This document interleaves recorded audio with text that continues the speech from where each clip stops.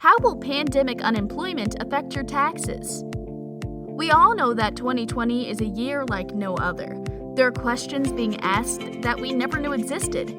Businesses are closing. People are being furloughed. Kids are schooling at home. Work from home is the new norm. With over 30 million people collecting unemployment, many due to the pandemic, we need to talk about unemployment compensation and how it is taxed.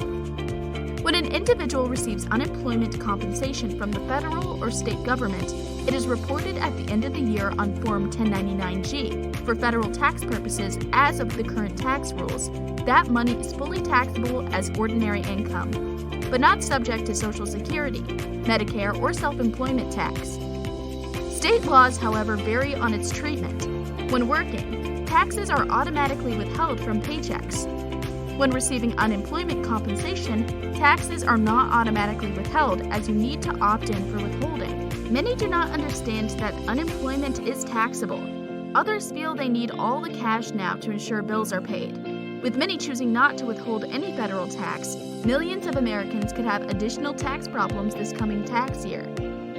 Normal unemployment benefits run for 26 weeks, and the CARES Act provided another 13 for up to 39 weeks of benefits. The CARES Act provided an additional $600 weekly of unemployment income through the end of July, with possible extensions of varying amounts still under discussion. What happens at tax time? Let's use a simple example of Jane, a single person. Jane was working at a clerical job to begin 2020 and earned $8,000 in gross wages through February 28th. She had $1,000 withheld for federal taxes. Jane was laid off on March 1st due to the pandemic and began receiving $300 weekly from her state employment insurance program.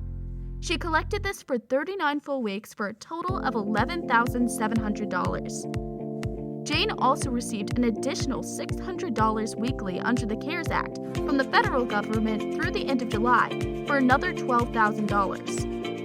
Jane received a total of $31,700 in 2020, $8,000 from her paycheck, $11,700 from state unemployment, and $12,000 from federal unemployment.